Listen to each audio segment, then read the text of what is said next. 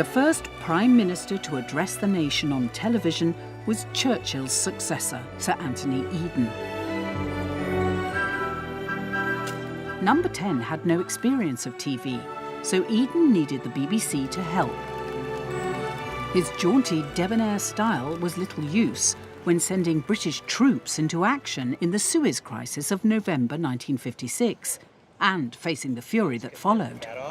After commenting that millions of British people were profoundly ashamed that British aircraft were bombing Egypt in defiance of the United Nations Charter. Under mounting pressure, Eden turned to a young BBC man for advice, someone he'd once invited to Chequers to play tennis. His wife thought David Attenborough was the best thing since sliced bread, and that David, who had produced Anthony Eden previously, should be the one who would produce him then. So I then went into Downing Street and I went down and saw his PR man, a man called William Clark, a very journalist, and I said, "What's going on?" And William Clark said, "I don't know, the old man won't see me, I think he's gone mad. You'd better go up to his flat on the top floor and see what happens." And so I found my way up to this private flat at the top floor of number 10. And Eden was in bed, looking like death warmed up. I mean, he looked dreadful. And he was in pyjamas, he was in bed, and members of the cabinet, Butter and people like that, were all around listening to him. And he was going through his speech. And he looked up and he said, "And so, my friends," David, do you think I should say "my friends" there? I didn't know whether he should say "my friends." But this went on for a long, well, several minutes anyway, and he was getting, clearly, he was absolutely tired out, and he'd got to go on the air and talk to the world in a couple of hours. So eventually I, a junior pipsqueak from the television, said, "Prime Minister, I think if you're going to do your broadcast, it's time for you to have some rest." "Oh, very well." And the cabinet, "Yeah, very well." Seemed all filed out.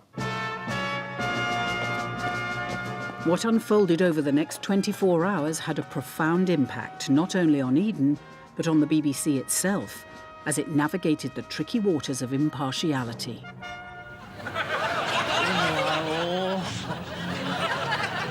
I like you.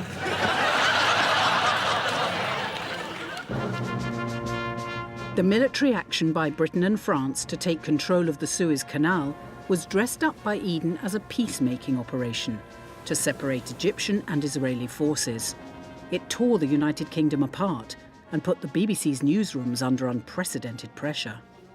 News broadcasts round the clock, and so everybody, whether they were working for light entertainment or drama or whatever kind of studio management they were learning, they all came in to do the news.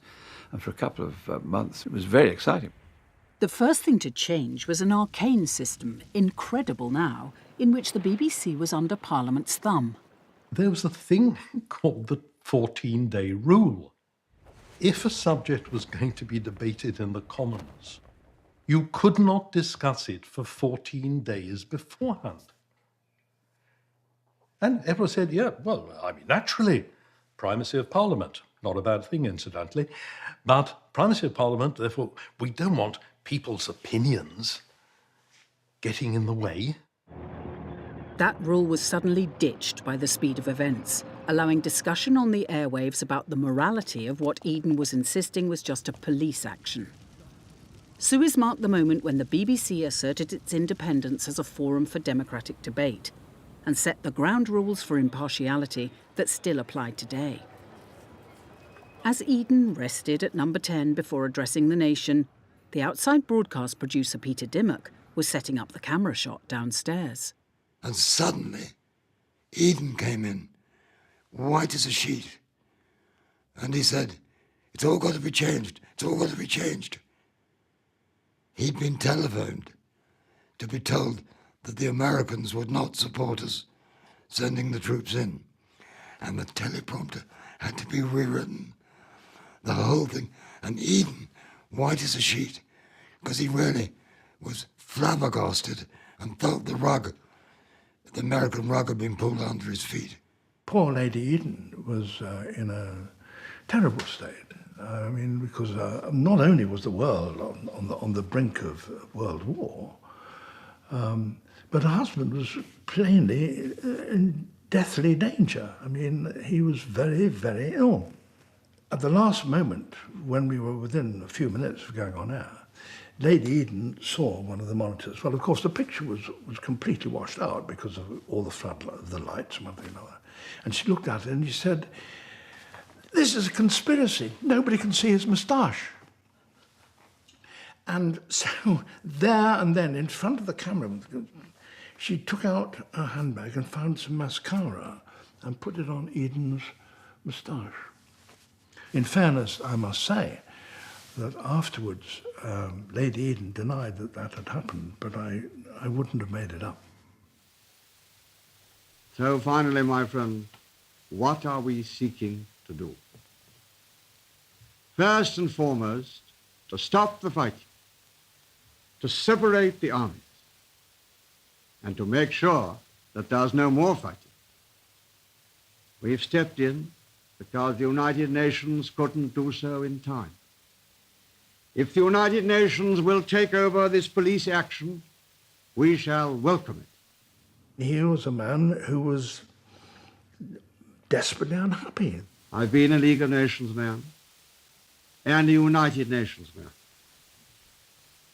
And I'm still the same man, with the same convictions, the same devotion to peace. I couldn't be other, even if I wished. But I'm utterly convinced that the action we have taken is right. Did the broadcast go all right? No, it was awful. Good night to you all. That would normally have been that. But the leader of the opposition, Hugh Gaitskell, said Eden couldn't have the last word with the country so deeply divided.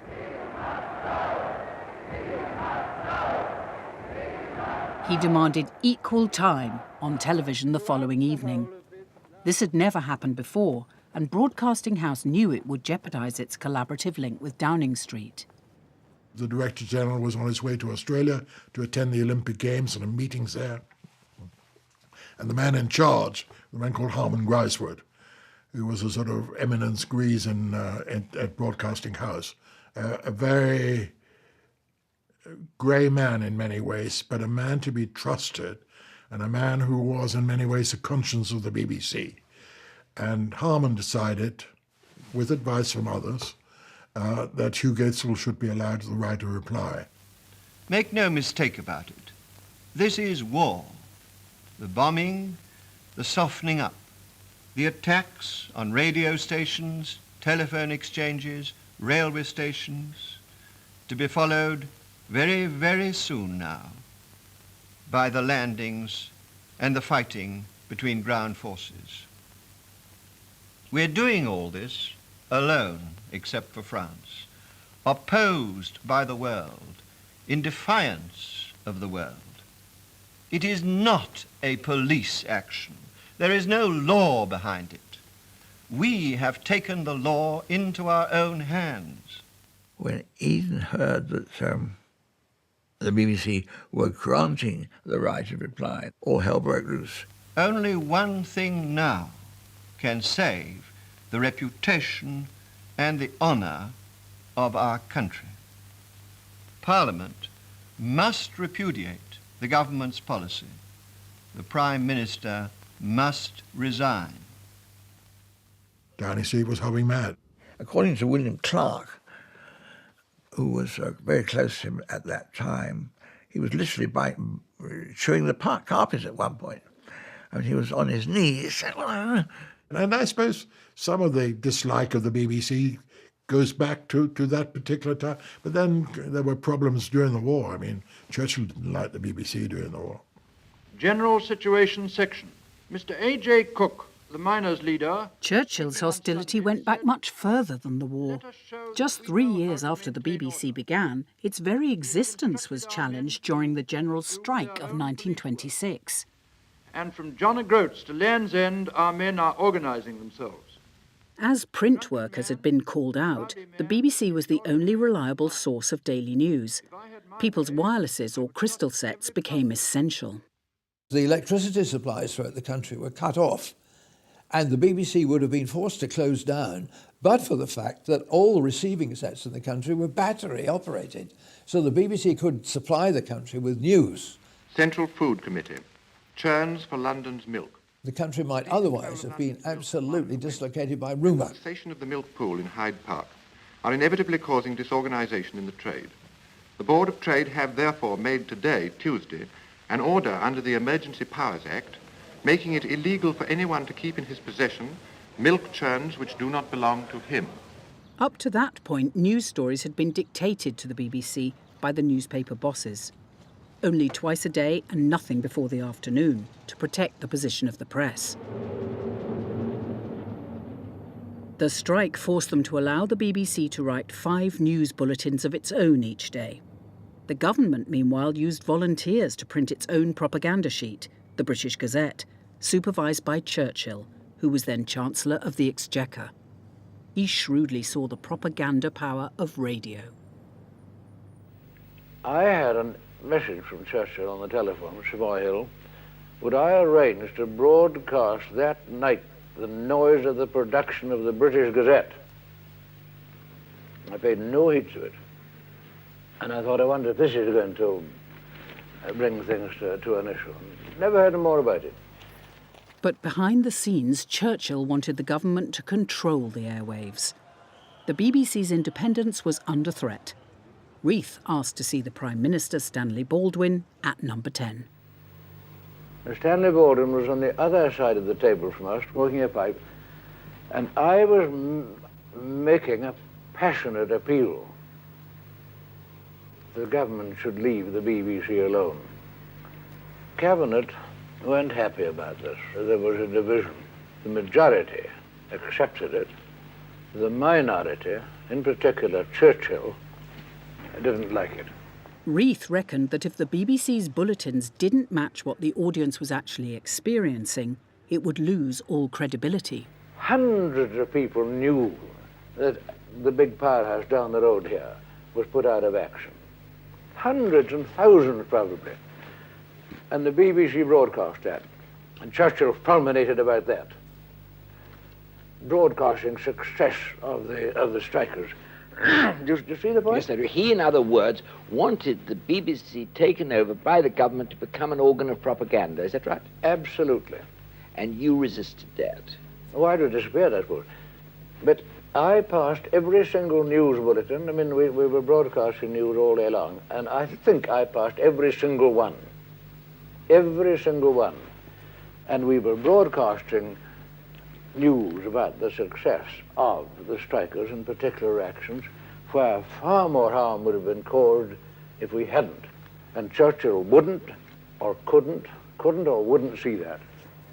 Reith knew he had to please the government too if he was to keep the fledgling BBC alive. So he kept trade union leaders off the air and approved news stories hostile to the strike. Here is the last news bulletin for today. His Eminence Cardinal Bourne made the following declaration. There is no moral justification for a general strike of this character. It is a direct challenge to a lawfully constituted authority and inflicts, without adequate reason, immense discomfort and injury on millions of our fellow countrymen. It is therefore a sin against the obedience which we owe to God. By contrast, when the Archbishop of Canterbury asked to broadcast an appeal to the government to be generous and large-minded in negotiations, Reith was told the Prime Minister would rather you didn't do that. Now, do you get the terminology? Oh, yes, Would rather you didn't do it. And there was I, you see, in the invidious position of having to arbitrate between the Prime Minister of the country and the Archbishop of Canterbury. Because I was so frightened of what Churchill would make of it. You get me? Yes, yes. If I had allowed the Archbishop to make that statement against the wishes of the Prime Minister, you see? Yes, yes. So I told the Archbishop I was sorry I wouldn't agree to his broadcast. His defence always was that his first passion was the BBC, and for 2 pence it could have ended then. The BBC would have been taken over if he'd put the foot wrong. Was I right?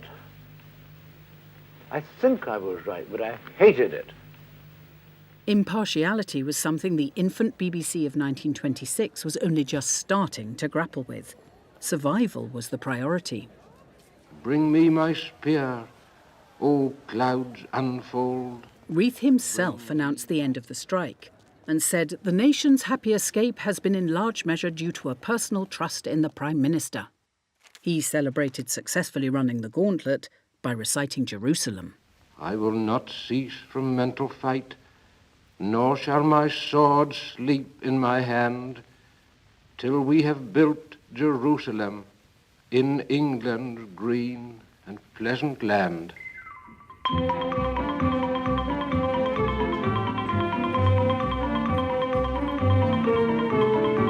The battle for independence has often been fought within the BBC, as well as between the BBC and the state. Programme makers developed an independent spirit in the way they worked. In the looser culture of the 1950s, they'd spill out of Broadcasting House at lunchtime, as Joan Bakewell remembers from her time there. Radio producers would adjourn at about 12:30, get the cricket score, and then go round to the George pub. And they would stay there till 2:30. The company consisted of writers, aspiring programme makers, actors, actresses, failed novelists, aspiring novelists, would-be hangers-on, wives, debtors, all sorts of people. This wasn't wasted BBC time when they should have been in the building working. It was a ferment of ideas, and there was the chance for them to catch the ear of someone who could do something about it. So the idea that this was just a riotous BBC louche behaviour is inappropriate. It was highly creative louche behaviour. Television Centre in the 60s had no pubs within easy reach, and a creative culture took root on the premises. It took a lot of courage to go and just prop up the bar. Couldn't really do that. I had no training in it. Were you rather expected to at the BBC? Yes. I think to get on in the BBC, you had to be good at buying somebody a drink or, being given a drink too. And I wasn't used to drinking, though I learnt to. But it was a learning process. The BBC Club was a very important place for meeting, and you did go there, and people did go there and drink a great deal. But it's a place where I met Eric and Ernie, and it's a place where I met a great many interesting. Spike Milligan would go there. So you never knew who you would meet and who you could invite on to the programme. So it was considered working. In those days, everybody smoked. It's astonishing what a culture change that's been. I've got films of myself when I was a young man interviewing Sir George Schulte or Dietrich Fischer, and I'm standing there talking to these singers with a cigarette between my mouth, totally unashamed. And they were smoking too. So the idea of smoking was perfectly acceptable. So you would perhaps go out for a stroll if you wanted to smoke some cannabis. You didn't do it on the programme. Somebody came in and brought in a cake that was laced with marijuana, I suppose. I do remember getting a message, I think it was from David Attenborough, saying, and it was passed to the editor who passed it to us, the herbal smell drifting along the corridors when the pop groups are in will get you all into trouble. Could you please do something about that? I can't think what he meant. I just can't imagine. I would say the hospitality in those days flowed very satisfactorily. You didn't have to account for every bottle you drank. I think people did get a little bit inebriated, perhaps more than they would dare to nowadays. At the start, the BBC had been much more sober. Reith's puritanical upbringing ensured that. But his attitude changed after he'd been to South America with the governor of the Bank of England, the brother of the BBC chairman. John Reith met Montague Norman, and he asked him to go on a cruise, which he'd never done before. And when he came back, he was a changed man. It was quite extraordinary. What do you mean? Well, he came in he said, he breathed heavily and he said, "I've learned that life is for living." Crikey, I wonder what that meant. He became liberated in many ways. One felt it of the burden, but including taking in alcohol, allowing alcohol on the premises. He wasn't the Puritan that everybody thought he might have been. And in fact, the Director General had alcohol in some cupboard to give to visitors from that time on. And he'd never done that before? He'd never done that before. And now, mostly live, from the cultural ghetto of BBC Two, we present Line-Up Review. Visitors did indeed expect refreshment, which kept presenters of live programmes on their toes. Well, we have an extra guest with us who's just leaving. The worst night of my late-night line-up career was undoubtedly Comedy Writers' Night, as it came to be called, and that's indeed what it was.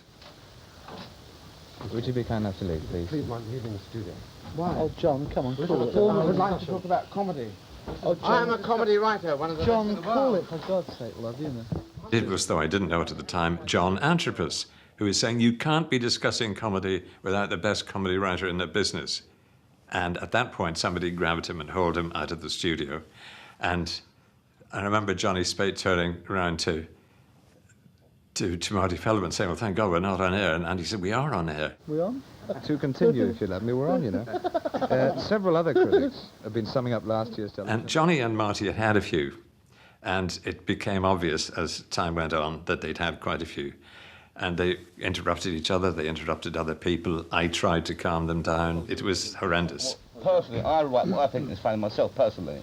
If the others don't laugh, well, sodom, you know. Johnny, for God's sake, love, you write the damn thing. You get out there and perform it, love, it matters. If the audience like, hey, let me finish, don't come on like this. I'm a writer, I'm not an actor. Right, Where do you stand? 20 years ago, comedy writers wrote jokes. That's it, love, you know. Get this out of your mind. Dickens wrote the comedy writer. Who was? Dickens was a comedy writer. Dickens had been writing for But television, he'd don't been make writing statements Coronation like 20 years Street, ago. you know. Comedy writers wrote jokes, He would have written Coronation Street, and they've written it very well, but that's beside the point. No, I mean, you when you write as well as Dickens, you know, you'll make a fortune, you know, Please all right? God, So, you know, my father all right. says, Well, you don't know. knock Dickens, you know. No, I'm not He's not knocking Coronation him, love. Street, all right? I'm not knocking Dickens. Okay, you know. well, don't say then that 20 years ago, comedy writing started. It didn't start then. Are you know, deliberately trying to misunderstand me, love, you know? You said, didn't well, say that, love. Could I please... Look, we'll wrap this up in 60 seconds if I can't make Surely, a point yeah. without being heard. Really? Apparently you do. Apparently what I do what? Yes, but I'm saying, isn't it with your age, you judge your comedy by the laughs you get? No, you know. Well, come on, just say what you mean then, you know? I'm saying what I mean, like, you know, this is not Ivory Tower. Like, you know, this Wherever isn't- I dig it, it's great, I write for you know. myself. And you get If I dodgy write in town a ratings and nobody asks you to write anymore. And there you go, Johnny Spade, you know. I got a phone call, lift up the phone. The head of Light Entertainment has been on the phone saying he wants this programme taken off the air immediately. So do the best you can. He's still topical about humanity. I hope you'll all still be topical in 100 years' time. I'm going to thank you and wrap this up. Thank you very much. I went down to, after this disaster, down to the green room, and as I walk in, somebody's holding up the phone saying, "David Attenborough on the phone, the head of channel." So I went over, and he said, "Hello, Dennis." That was a bit tough, yeah. Just tell me, how many drinks did we, the programme, give Johnny Spate and Marty before the show? I said, I think they may have had one. They only arrived in the green room about a few minutes before we had to go to the studio. I see, they obviously had a few earlier. Well, yes, I see. Now, it's important to know that. He said, because there's going to be trouble over this, and I'm going to deal with it. What you need to do now is go and get yourself a drink. Good night. And I thought, you could die for a leader like that. Toohey was one of the regulars who presented Late Night Line-Up 364 days a year for the first 8 years of BBC Two. It became effectively an independent pirate operation within the BBC itself, out of management's control and challenging their rules. Its original purpose was to promote other BBC programmes, but it strayed way beyond its brief. The point about this was that it came within BBC presentation, which is not a serious programme-making department, but makes the trails and the links. And we had permission to go on as long as we liked, as long as we cleared the screen at midnight, because that's when union pay doubled. I'd like to thank the people at the BBC for giving us a chance to do some of the things on television here that they would never let us do in the United States.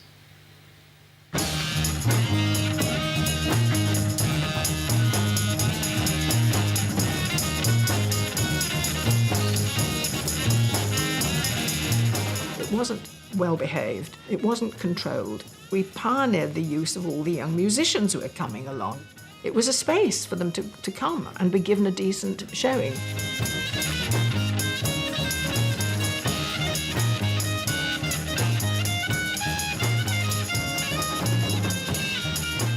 We were quite a radical set of people, and we were quite interested in defying the rules. I think we would have called it pushing the boundaries of discussion in the interests of the BBC generally. In view of the fact, the attention that this programme has commanded, we've invited several critics along tonight to talk about it. Here they are, introduced by Dudley Moore. With me in the studio to discuss the programme, we have critic Lyndon Probes. Good evening. With its anarchic approach, Late Night Lineup became semi-detached from the rest of the BBC. Lane and sweet Jamie O'Casey, Miss Deirdre Flank. That's going back quite a bit, isn't it? Good evening. So we did have people come in and say, well, this series is a disgrace. Lyndon, do you think there's a danger that this kind of programme might give birth to a lot of second-rate imitations and thus contaminate television viewing for people?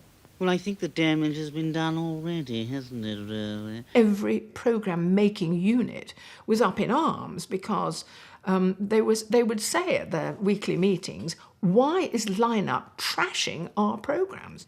A fifth column operation. We were knocking the house product. I could hear John Ammons, who was the head of Light Entertainment, and he's saying, how dare, this is on speaker, how dare Tony Bilbo crucify my artist?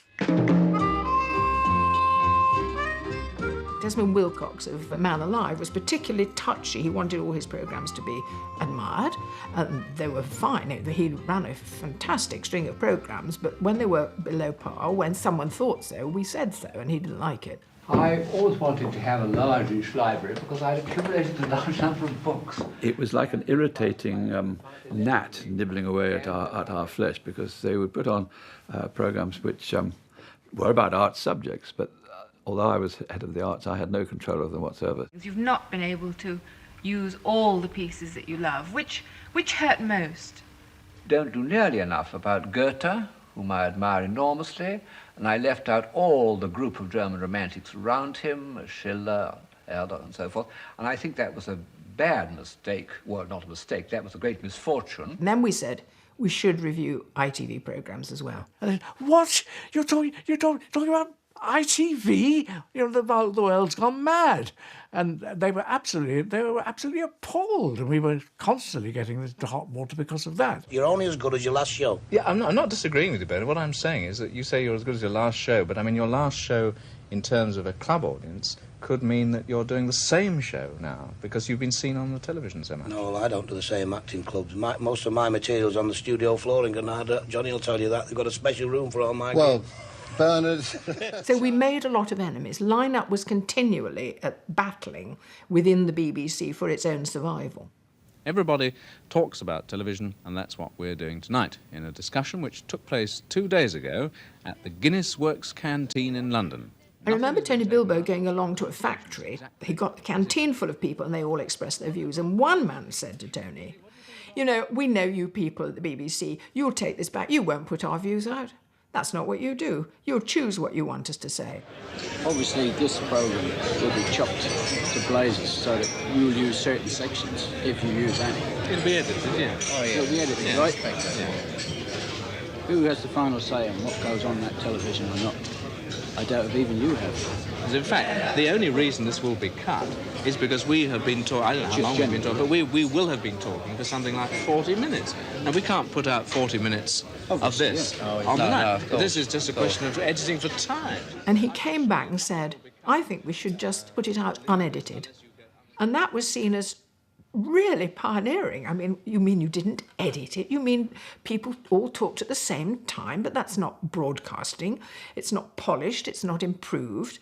And that was really the first start of access for the public to speak their mind. Well, you were trying to interview us, but straight away it came to what you were thinking. You did right. And everybody was what you were thinking. And that's the way every programme goes on telly regarding every interview, regarding the government, wages, union disputes. No, I'll take this up with you, because in fact, generally speaking, I try quite deliberately to sit on the fence. Yes. No, but I took that as an example. Simply because I don't want to influence you one way or the other. Well, I took that as an example. Every interviewer on telly, if he wants his way and he's got the experience in words, he'll have it his way. So the public are even being condemned. You're only getting ever what the commentator wants you or what party wants you to hear. In the news department, the independence of the BBC was tightly defined. Inboard, 3, take 1. A reconnaissance platoon of the 25th American Infantry is sweating it out on the Cambodian border. Reporters and presenters were expected to condense and summarise any issue impartially, without any taint of personal opinion. I think you sort of realised there were certain standards you had to adhere to. It was only much later in Bosnia that I wondered why I had to be impartial between the armed and the unarmed, the aggressor and the victim. But in the early days, it didn't bother me at all. One current affairs programme did chip away at the rules, like Line Up, but from a different side of the political spectrum. Analysis on Radio 4, created by Ian McIntyre and his producer George Fisher in 1970, was let off the impartiality leash, or at least they reinterpreted it. A programme about the apartheid regime in South Africa pulled no punches when discussing the white opposition party there. One of the main reasons for the success of Afrikaner nationalism has been the consistent obtuseness of the mainly English-speaking opposition to it. The fatal English inability to feel passionately about political issues, a source of such great strength in the green and pleasant English homeland, has made them a pushover under the harsher African sky. We did editorialize, which, you know, in those days in the BBC wasn't customary. And we were criticized by our colleagues. Why are they allowed to do this? And Trethan, who was then managing director of radio, said, look, they prove their case, they offer the hard evidence, so there is no reason why they shouldn't have a view. And we did have a view. One prominent Afrikaner had declined to take part because he felt the BBC made no effort to understand the issues. McIntyre laid into what was then the BBC's house journal, the Radio Times, for what he saw as a typical BBC caricature of apartheid. Anyone who's seen the mindless drawing with which the Radio Times thought it appropriate to embellish the billing for tonight's edition of this programme might think he had a point. Yes, Ian was a former Tory, and just as any good professional, you exercise your professionalism at the expense of your private views. It's a different matter when you push your private views. That should never happen. 1 year after the Conservatives' election victory, they planned a full-length interview with Edward Heath. He invited us to Number 10 for a cup of tea, and I thought, Fisher, you have made it. We are going to soften up this man. You know, he's always wooden. And indeed, it was a very pleasant afternoon in the garden. He was telling us funny, and I repeat, funny stories. And he was most engaging. And when we left, I said to Ian, this is it, the first really interesting interview with Heath next week. We turned up next week. I tell you, it was just as wooden as ever. He just froze. Well, I think that consistency is valuable. Of course, as events change, policies have to be adapted to them. But I think on the whole, that consistency is important. The first anniversary of Heath's victory was also the anniversary of Harold Wilson's defeat. Television marked it with a film about Wilson and his Labour colleagues called Yesterday's Men, which was far from wooden. Indeed, it culminated in a furious run-in with Wilson, which tested the BBC's independence and its sense of fair play. Nobody thought that Wilson would lose. And I was literally lying in the bath a few days after the election, thinking how extraordinary that these people, who were the sort of pillars of political power, suddenly have nothing to do. And I had just the thought that, what's it like? Let's go and see if we can find out. Sitting on the wrong bench, even if it's the front bench in the House of Commons, is no substitute for doing the real job. Yesterday's men came to me over lunch with David Dimbleby in a restaurant in Kensington High Street. I was always having lunch with Paul Fox in Kensington High Street. At no time did David give me the title of the programme. I said, yeah, well, why don't you get this done? We had gone through a bad time. We had to begin the climb back somewhere.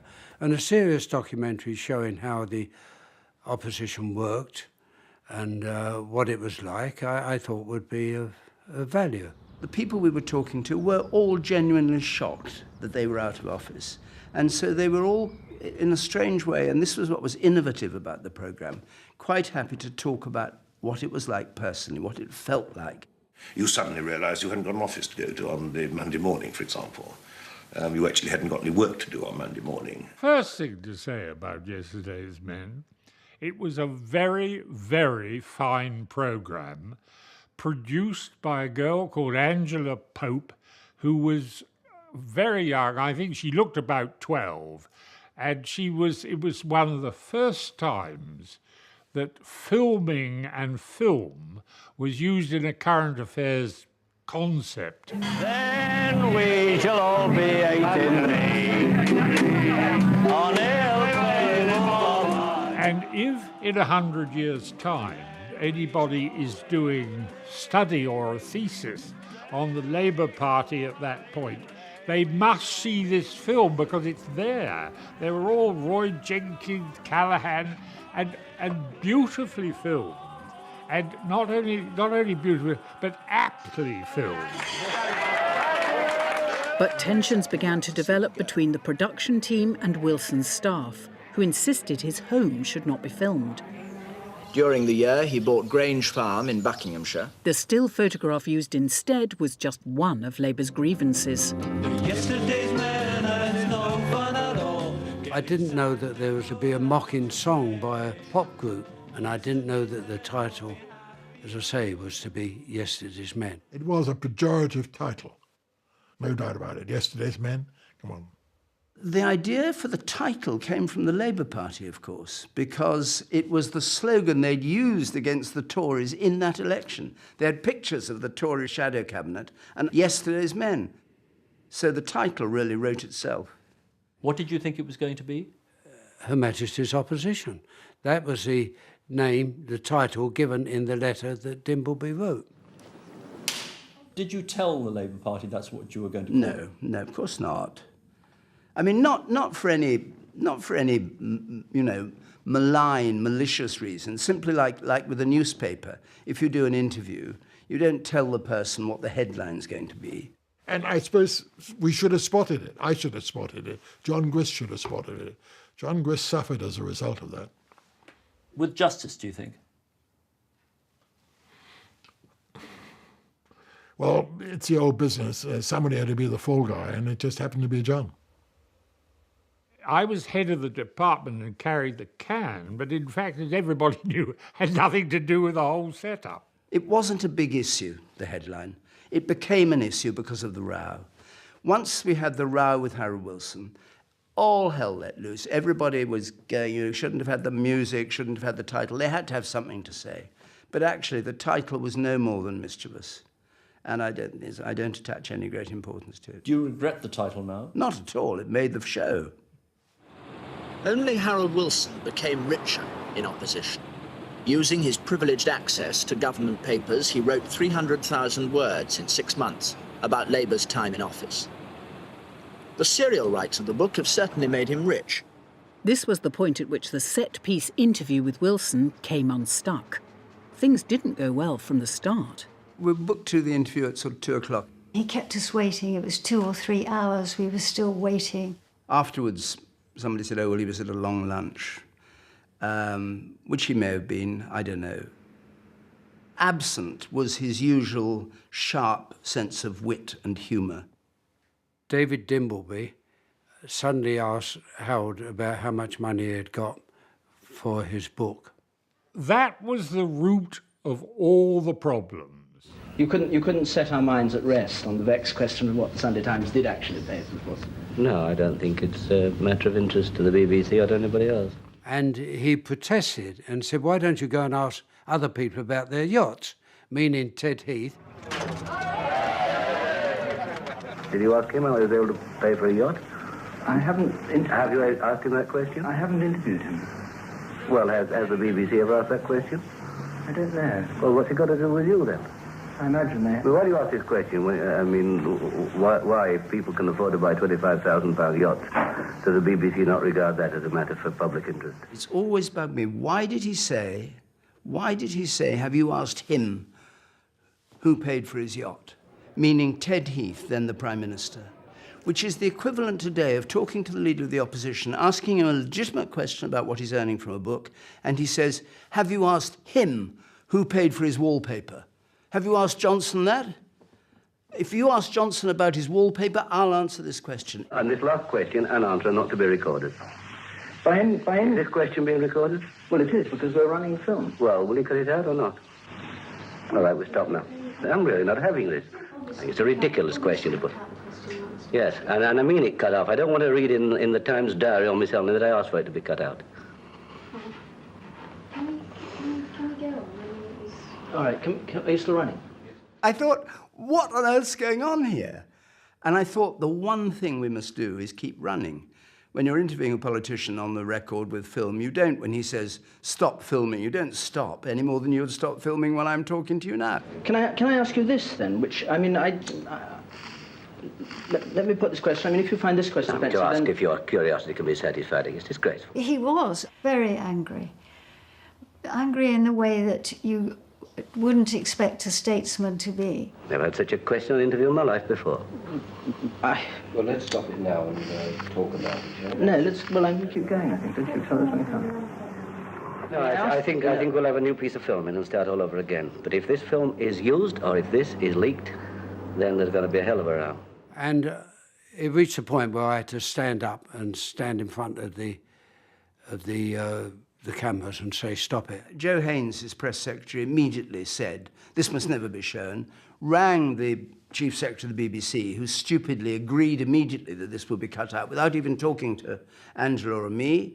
Joe Haynes told Angela, hand up against the wall in front of her, you'll never work in television again if this is used. I mean, there was an astonishing outrage. He wasn't going to let me go past him. I thought I could slide along the inner side of this corridor, but he wasn't having it. What I objected to then, and even today object to, was the deliberate deceit in which this whole thing was concocted. I went home and told my husband, and he said, well, let's tell the press.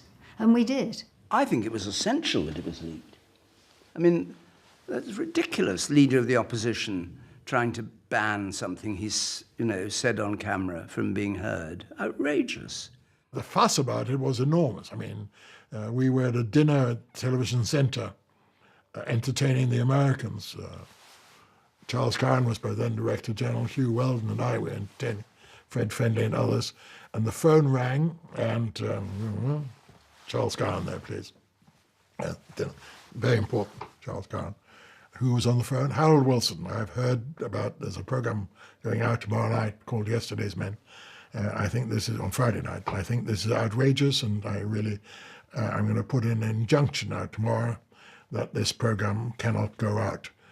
Well, what can we do about it? Well, why don't you go and see Arnold Goodman? He is the one who's acting. Arnold Goodman, the lawyer. So, yes, okay, we'll go and see Goodman. We eventually got hold of Weldon and Curran and I think Paul Fox, and they came to find Lord Goodman's flat. Dinner was abandoned. At 10:30 at night, Charles Curran, Hugh Weldon and I went to, and said, I know where Goody lives, in Portland Place, and went to look for Goodman, but we didn't know the number. So we had to go around with lighters lit and torches to see which block of flat Goody was living in. I think they had difficulty. I didn't have any difficulty. Maybe my path was lighted by my fury at the way they were behaving. The late-night meeting bore little fruit. No apologies, no concessions, no recognition that they'd done wrong. Weldon said, we promised not to film Wilson's house, we didn't promise not to photograph it. Lord Goodman, who could be very magisterial, drew himself up and said, Mr. Weldon, I think on reflection you will regret that remark. Lord Goodman, at the end of the meeting in his flat, must have been 2 o'clock in the morning, advised that we should take out an injunction to prevent the broadcast the next day. Right, I said, will you handle it for us? No, he said, I'll be at Ascot tomorrow afternoon as the guest of the BBC. You'll have to get another lawyer. But how are you today? At this point, there was a surprising intervention by a voice that had become famous in the war, the radio doctor. How's your tongue? Is it smooth and red, or knobby and beige with an overcoat of a muddy hue? And how's the stomach? Is it firm and steady, or somewhat warm, or a little wobbly and a trifle windy? Charles Hill, Lord Hill, was now the non-executive chairman of the BBC's Board of Governors, appointed by none other than Harold Wilson when he was Prime Minister. He didn't step back in this upset with Wilson, but instead reckoned he had the medicine to settle it. The Board of Governors were due to meet the following day under the chairmanship of Charlie Hill and decided, against all precedent, that they would look at the programme themselves. Never happened in the history of the BBC. Hill felt it was so important, this issue with the former Prime Minister, that they ought to look at it. Angela and I were sitting in Lime Grove. You know, twiddling our fingers and hoping that there would be something left. And we heard that they were going to exclude the whole of this passage, not even have me say, can we set our minds at rest about how much you earned? And we were impotent, really. I mean, we wanted the film to go out, but we took our names off the credits, which was, in those days, taking your name off the credits seemed to be a great gesture of that. But didn't do much good, but anyway, that's all. Did you feel you got some comfort there? No. No, because A, they never dealt with the deceit, which was my principal complaint, and B, the programme went ahead. Hardly anybody saw the film. It was a late Thursday night. It poisoned the BBC's relations with Wilson, and it agreed not to repeat the film during his lifetime. Did you ever speak to him about it later? Never spoke to him again. Why? I wasn't allowed to. After that, I kept Harold Wilson off any programme that had David Dimbleby in it. Some of my colleagues said this set back political interviewing. I believe the exact opposite is true. I think the effect of Yesterday's Men was to make the study of political character as important as the discussion of political ideas. And it became a whole genre of politics now, where you see politicians in the round. Oh, Harold. Marcia. Harold. Marcia. Even the comedy series Steptoe and Son fell foul of Harold Wilson when one episode featured an affair between the younger Steptoe, Harold, and a woman with the same name as Wilson's political secretary, Marcia. Harold. Keep your cap on. Not, in Wilson's view, a coincidence. Now, question number 3. Which beats faster, a woman's heart or a man's? It's a good question for springtime, anyway. I'll have a guess, then. Go on. All its life, the BBC's wider challenge has been to work out what it's for. Reith's mantra, inform, educate and entertain, was actually American in origin. But he put entertain as the third requirement rather than the first. And now here's a silly one for question number 4. Who's your mother's only brother's only sister's child? Come on, quick. His new broadcasting house boasted in Latin of being a temple of the arts and the muses. Did that include giving people what they wanted, or offering them ideas they'd never thought of? Or did the BBC have a higher purpose in deciding what people ought to want? Reith himself was in no doubt.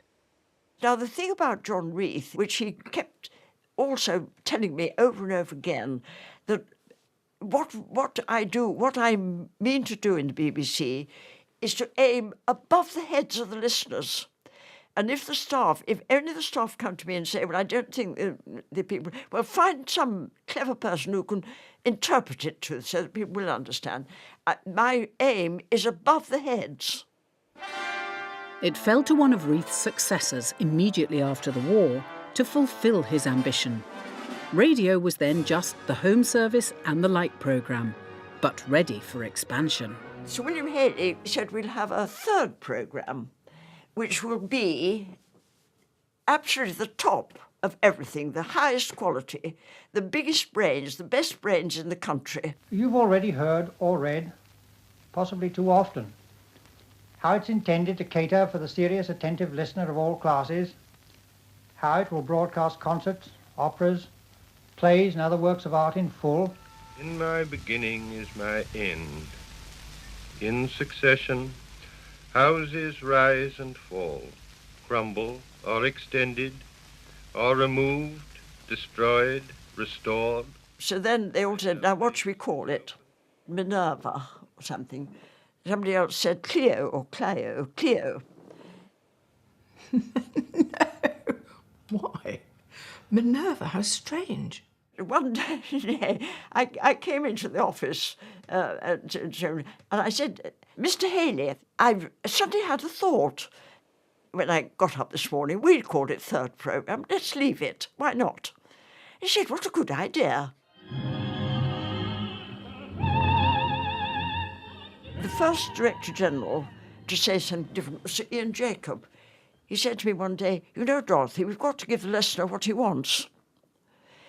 And I was dumbfounded. And John Reith would say, we want to give the listener what he ought to want, or what we hope he will want. It was in Ian Jacobs' reign in the late 50s that television reckoned it could square the circle and make the highbrow popular. The creator of the fortnightly arts programme Monitor was a talks producer, Hugh Weldon, who bridled at the idea it was elitist. Good evening. He was 30 years ahead of his time by, in effect, inventing independent production and housing it within the BBC. He imported film directors from outside and gave them their head, making films for, as he put it, the small majority. That sounds too easy and pie to say that, but what he meant was that there were plenty of miners and garage attendants and laundry assistants who liked classical music or who liked a good play, and they shouldn't be excluded from the mix. And he attracted a stable of producers such as you've never seen before, John Schlesinger, Humphrey Burton, Ken Russell, and Hugh allowed them to do what they wanted to do. They make the programme. You help them, provide resources, stimulate them, possibly even inspire them. But fundamentally what you have to do is trust them. In less than 18 months, I think Schlesinger made 8 or 10 films.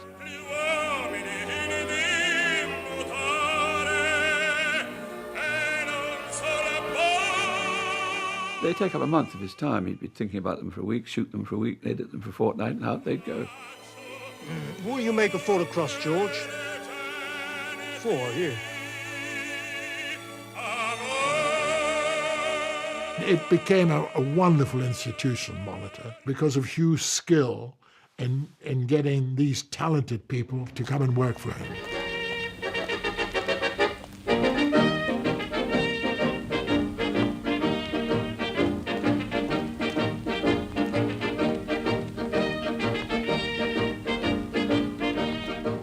Hugh found Ken Russell.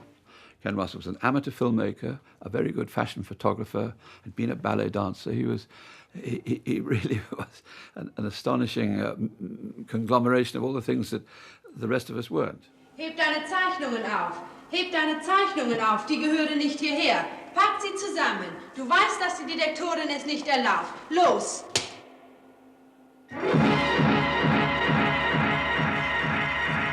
For the next 5 or 6 years, Ken Russell made films, again, sometimes 7 or 8 in a year for us. He made a very long film about the pop movement. Pop Goes the Easel, it was called, with 4 best young painters, led by Peter Blake. John Betjeman stalking the ruined buildings of London, for example, or the composer Gordon Jacob writing about pigs in the New Forest. This kind of vision was surrealist, and in some ways his early films are the most satisfactory.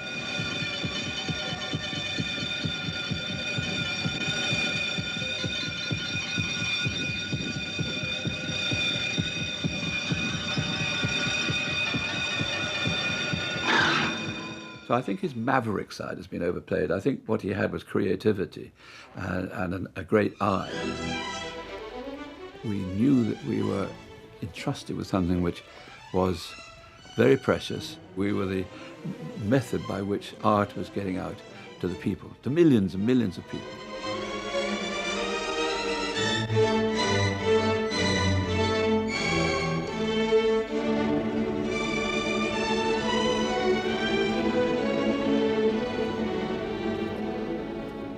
Hugh Weldon called us by our surnames. Burton, you know about music.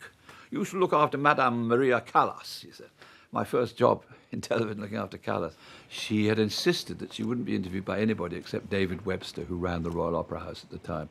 He wasn't a professional interviewer, but we had to have her because she was the talk of the town. She was having rows with every man she met. She was the fiery tigress of the Opera House.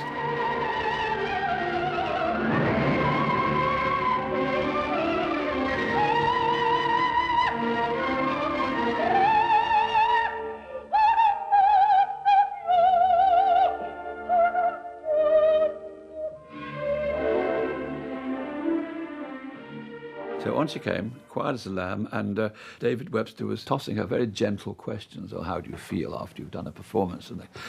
And Hugh was pacing just out of sight of the camera. I could see this because I was down on the studio floor as well. And finally he got up and he marched between Callas and Webster. He said, Madam Callas, if I may interpose for a moment. They all looked a bit shocked. Yes. When you agreed to come on this program, you insisted that you should be interviewed by no other than Mr. Webster here. May I ask why? And she looked him up and down and said, because, Mr. Weldon, Mr. Webster is a gentleman.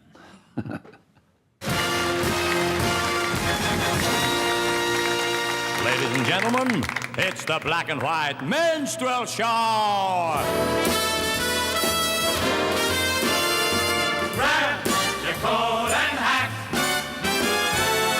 Leave your worries on the doorstep. One of the most popular post-war programmes had none of Monitor's pioneering ambition. Its success as straightforward entertainment blinded it to changes in social attitudes and the makeup of the audience. The all-white black and white minstrel show in the 1960s had the loyalty of 16 million viewers. The Director General's chief assistant said internally that protests about it being racist were counterproductive. Coloured people, he said, should in their own best interests, for heaven's sake, shut up. The show lasted until 1978. 143. But it wasn't alone. Production departments too were set in their ways, as a young Asian graduate and student director from Cambridge found out when he applied to join the drama department in 1959. I said I would like to work in television. And they said, what would you say if we gave you a job at Bush House in radio? What would I do at Bush House? I couldn't speak Urdu or Hindi. My first language is English. I thought, why on earth would they be dangling this particular stereotypical carrot in front of me? And then I realized it's because they thought that as an Indian, I would probably fit in well there.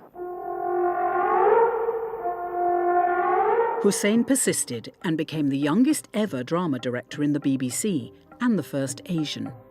He seemed a good choice to direct one of the Kipling plays set in India. The big drama in our case was that Indians had to be played by Caucasian actors. Why? Because there weren't any Indian actors around. There are now, but the lead roles were people like Warren Mitchell playing an Indian to comic effect. I then chose one of the leading ladies of the BBC. From the Forsyte Saga, Nari Dawn Porter. Before this night's over, we'll make it the truth. I said, would you play an Indian part for me? And she said, yes, I will. And I was amazed. Nobody could believe that Nari Dawn Porter would stoop to playing an Indian Punjabi prostitute. I wonder how he does it. Indians today would be very insulted, and I'm sure they would throw things at me if they realized I was responsible for Warren Mitchell's performance, because we all thought Warren Mitchell was awfully clever. But his performance was beyond anything that I could possibly allow today.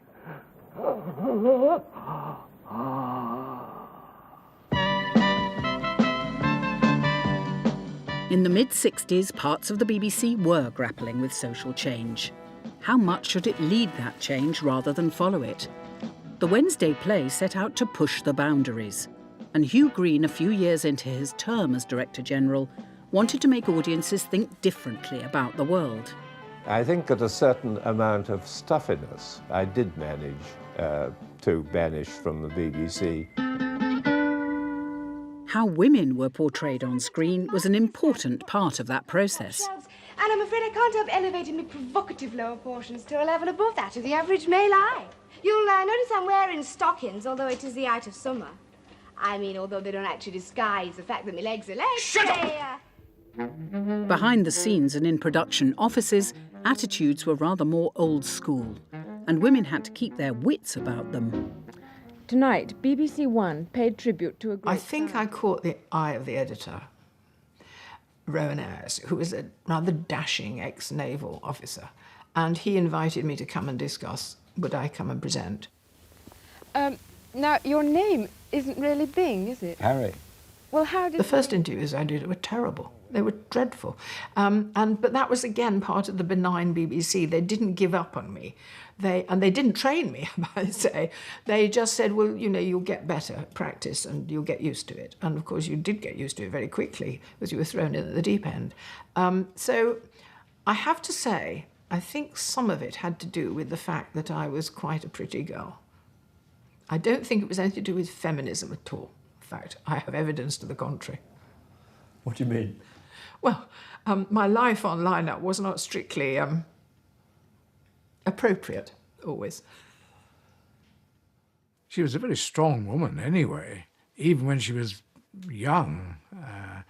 You take your life in your hands if you tried to take any, if you treated it as anything other than a professional.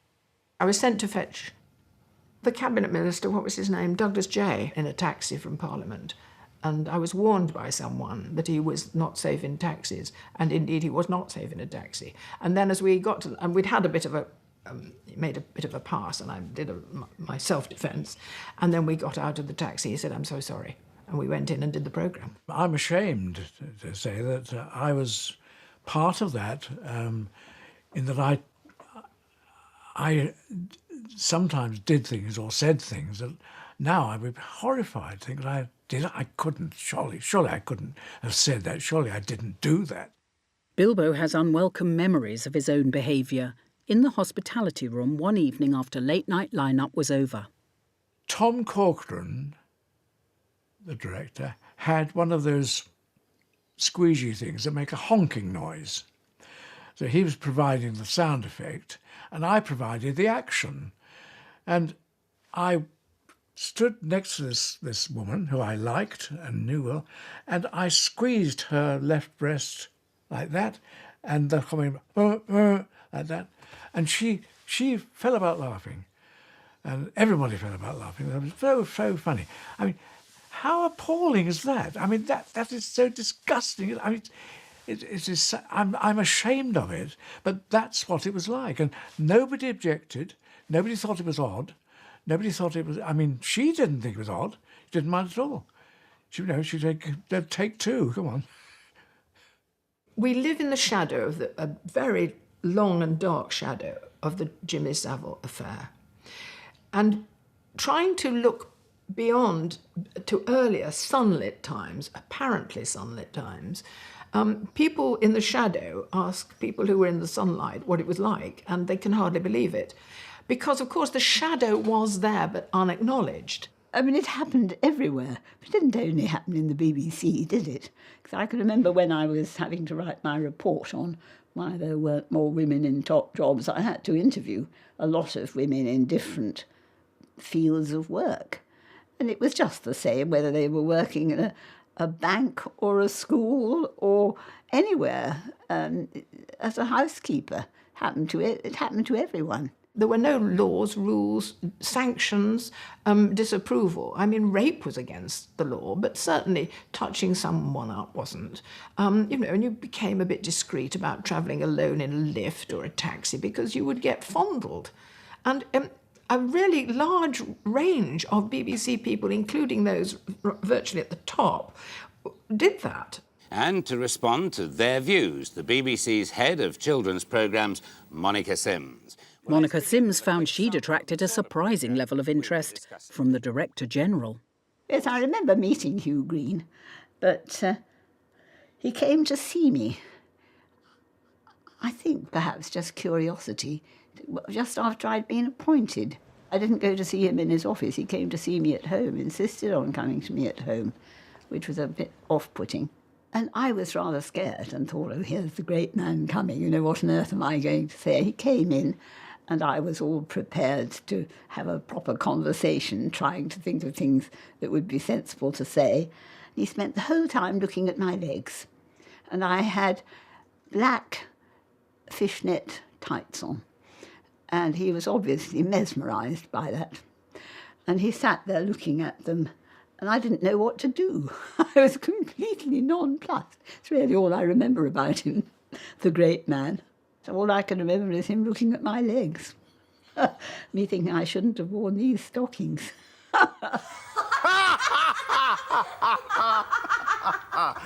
God has given us nothing which is not designed to make us happy. As what was called the permissive society grew in the 1960s, the BBC found itself caught between enthusiasm to seem modern and nervousness that some of its programmes were going too far. A schoolteacher from Shropshire, Mary Whitehouse, became the BBC's nemesis. She marshalled an army of clean-up TV campaigners to protest at sex and violence on the screen. Last Thursday evening, we sat as a family and we saw a programme that started at 6:35. And it was the dirtiest programme that I have seen for a very long time. She had her pet hates, Dennis Potter, playwrights. She felt certain things that were done in television drama were wrong. You stink. Oh. Yes, stink. I'll go stink. and get some Oh, water. no, afterwards, Barbarina, after. Well, I don't want to spoil it for you. Oh, for me, my love, a cheese is perfect when you can see the maggots. According to Mrs. Whitehouse, Sir Hugh Green was the devil incarnate, responsible for the country's moral collapse. In reply, Green said it was the BBC's job to be ahead of public opinion and banned her from appearing on any BBC programme. On Mary Whitehouse, he was just wrong. I mean, altogether. I love your smell, Barbarina. If he had invited Mary Whitehouse, come and have a cup of coffee, come and have a cup of tea, and talk to her sensibly for half an hour, everything would have been fine. The fact that he banned her and stopped her and then took pride, he then became obstinate and he thought it was quite a good stunt not to see her at all. Mary Whitehouse said that in my time she'd been not only persona non grata, but persona non-existent. Exactly. Well, what are you reading anyway? Mickey Spillane? No, not Mickey Spillane. No. Mrs. Whitehouse, isn't it? Mrs. Mary Whitehouse. Mrs. Mary Whitehouse? Yeah. The clean-up TV woman. What, that old? Listen, that woman is concerned for the moral welfare of your country, isn't she?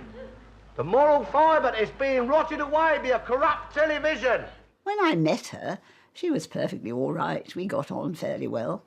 There was no real animosity that either of us felt, I don't think. She's a difficult woman, thought that.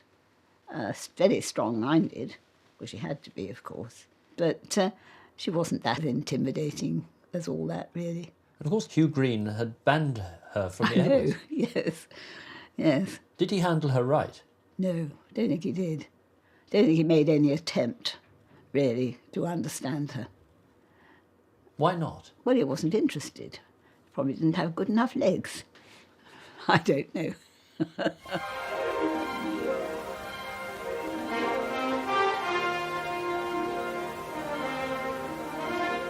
Opening up new worlds to the audience beyond their day-to-day experience was a mission that had fired up the founders of the BBC in the 20s. In the post-war years, that mission became worldwide. The government, of course, in common with a lot of the white people here, says that you are not ready to rule yourselves. Now, do you think there's any truth in that? We regard that as complete nonsense. The BBC developed a reputation for authoritative and impartial reporting from every continent, which earned it a high level of trust. Well, I'm talking just above Sopron, about 4 miles from Sopron on the Hungarian frontier. Some people have said that it's Malaya which has made all the conditions in this merger and Singapore that's made most of the big concessions. Well, I think we made considerable concessions. In the early 60s, there was an important but unrecognised gap in the BBC's authority. Controversial issues on its own doorstep. The one thing we couldn't tackle was Northern Ireland. And the reason for that was a decision that had been taken at Broadcasting House that everything that was filmed by Tonight on Panorama in Northern Ireland had to be seen by the head of programmes in Northern Ireland. And he would act as a censor. And in the end you said, look, to hell with this. I'd rather go to America and deal with the colour problem. Nobody's going to censor stuff there. It's not hard to see how this appalling thing could happen. Mississippi's politicians have always been masters of rabble-rousing and racist invective. There's never been much else to get excited about. A clergyman from Florida was found to have 4 rifles and 4 pistols in his car. There's a turbulent priest for you. In the late 50s, Alan Wicker had been sent across the Irish Sea to make a series of short films. It ended in tears. The Alan Wicker stories didn't dig particularly deep, but they did show people in the rest of the United Kingdom things that they would not be acquainted with. They showed that the police carried weapons regularly. They showed posters and paintings on walls that were anti-Pope or pro-Republic. And the balloon went up. I mean, the Stormont government was appalled at this portrait of their wonderful regime, and BBC Northern Ireland protested vigorously to London, and Wicker didn't continue the series. Belfast, Bale Ferrister, the mouth of the Farset. Even in the regional newsroom at BBC Belfast, the grievances of the Roman Catholic community, whether over housing, employment or voting rights, had little traction. The day before I walked into the building as a new staff announcer in BBC Belfast, a local paper ran a headline saying, "At last, an appointment from the outside." And I was surprised by this because I hadn't actually really taken on board the fact that I was the first Catholic given a staff job by BBC Northern Ireland, other than a few in engineering, but in production or announcing, I was the first. And they'd been there since the 1920s. But what is Belfast really like? How does the stranger see us? Before the Troubles began in the late 60s, the BBC's national output, and therefore the British public, seemed blissfully unaware of the divisions in the community. In a way, it was as difficult to film in Northern Ireland as it was to film in the Soviet Union. In Belfast, they call this place the Borough. For 1 in every 12 of the working population here, it's the most important building in the whole city. The Tonight programme sent Trevor Philpott over from London to report on unemployment in Belfast. But he was under the supervision of local BBC managers. And this is the one moment in the week when they feel there is something worth running for. In the course of his 13-minute film, the words Catholic and Protestant weren't allowed to cross his lips. This was in 1964, 4 years before the Troubles began. The stuff was censored, there's no question about it, by the hierarchy in Northern Ireland. With 8 months of unemployment behind him and no sign of a job ahead, the country of the Borough doesn't feel like any rock candy mountain. I mean, I suppose it's worth saying there were bloody Protestants were running the BBC in those days, and had a grip on it, and really wouldn't allow, there were no Catholics working in the BBC, in senior positions. Really? Oh, outrageous. Those who ran the BBC in Northern Ireland and the Unionist government of Northern Ireland, they had lots of mutual friends. And this is something that's never really come out. And I have no doubt that if we'd been given the access to Northern Ireland to deal with the issues that existed in Northern and the injustices in Northern Ireland, long before the troops went in, long before Bloody Sunday, we dealt with the issues then, really. I think the British public would have understood the Northern Ireland situation much, much better, would have been more aware of what was going on within our own country. And who can tell whether history might have turned out differently?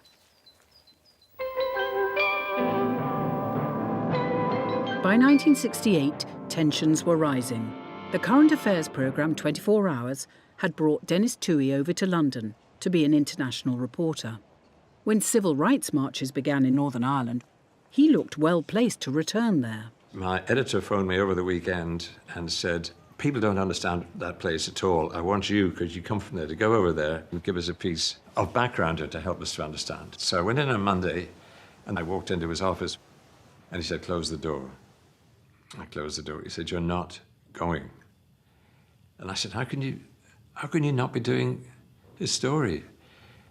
I'm doing the story, but you're not going to be the reporter. And why?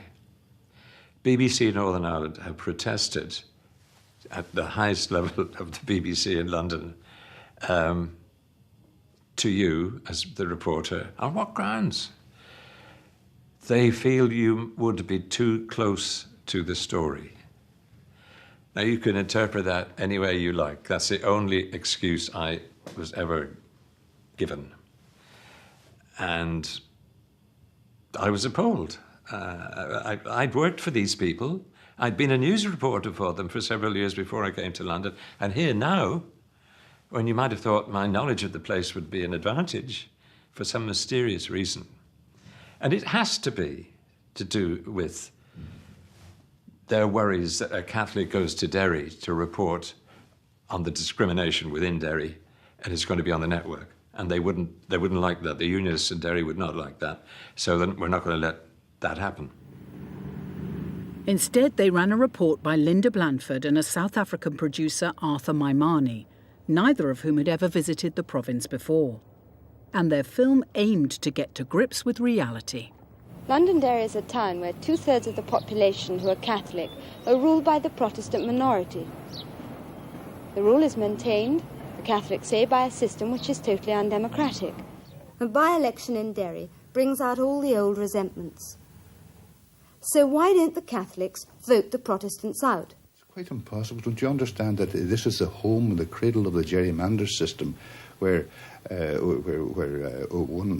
one Protestant vote equals 2 Catholic votes? In Londonderry, it is the ratepayers who had the vote. Do you not think that it's more democratic to have one man, one vote, rather than going on householders? No, I don't. But when you say more democratic, it might be more democratic, but I'm not in favour of it. I think that the people who pay the piper should call the tune. After it had been transmitted, I got a call from a source in BBC Belfast. A unionist leader in Derry phoned the head of programmes, and she would have been, my source, would have been the person who would have had to listen in on the call. And he was incensed at the interview that he had to do, and he said, BBC London sent 2 people who had never been to Northern Ireland before. They never knew the place. There was a woman who asked me the questions, and there was a black man who said he was in charge. In 1969, British troops were deployed on some streets of Northern Ireland, as tensions between some Protestant and Catholic neighbourhoods were turning violent. The soldiers were welcomed at first as peacekeepers. The BBC now began to handle the politics of Northern Ireland more carefully. But thanks to its previous approach, some network news reporters arrived knowing little about the place. How many troops would you need to keep the peace in Belfast?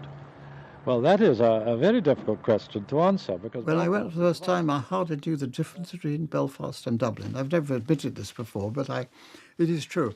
But I learned very quickly. The sort of thing you had to learn. You were not allowed to refer to the 6 counties because that was Republican speak. If you talked of Derry, you had to call it Londonderry once in the script, and the rest of the time you could call it Derry. And the BBC's controller in Northern Ireland was breathing over your shoulder all the time. God save our great... By now, the BBC was seen as suspect by some unionists. In the early days of the Troubles, the BBC cameras and reporters were especially attacked by the Loyalists because we were not the voice of loyalism, because we were kind of impartial and even-handed even then, and we were giving a voice to their Republican rivals. So I got harassed quite a little bit.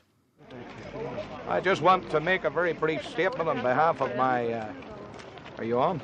On behalf of my colleagues... Once in the city centre of Armagh, the Reverend Ian Paisley, whom I had helped to make famous, bless him, he was holding not a political meeting, but a prayer meeting, he said, praying for the souls of his foes and for peace and for justice. There was 2,000 of his supporters gathered in the square, and I was there, and I suddenly realised he was talking about me. He said, there's one man here who's no friend of the Protestant loyalist people, that's Martin Bell of the PBC, the Papist Broadcasting Corporation, he called it. And he urged them not to harm a hair of my head. And he said, he's standing over there with a sheepskin jacket. So then, of course, they jostled me and beat me up a bit. In the effort to be even-handed, reporters were sometimes told to use language that they felt was obscuring the truth. When the Catholics were burned out of their homes off the Falls Road in August '69, I got some very vivid footage. The people here are in a state of panic. I have met them carrying their furniture so far as they could take anything with them. They assure me that the official version of what's been happening in this city is not only untrue but contrary to the truth. The people are asking me, for God's sake, all over the place, are the troops coming in? They're dying for them. They have confidence in the troops. I brought it back, got it processed, was editing away and thinking of the words to go to it when I felt a presence in the edit room behind me. It was Waldo Maguire, the controller of everything in Northern Ireland for the BBC. He said, you're not allowed to call them Catholics, have to call them refugees. He was afraid of Protestant retaliation. And I had to call them refugees. But all the people of Belfast knew who had been burned out. And I think the BBC did itself an injustice there by not telling what everybody knew to be the truth. That danger, not reporting what people knew to be the reality, was exactly what had worried Lord Reith during the general strike. But as the troubles worsened, senior news editors from Television Centre in London were sent out to Belfast in continuous rotation to ensure consistency in BBC editorial judgments in highly sensitive terrain.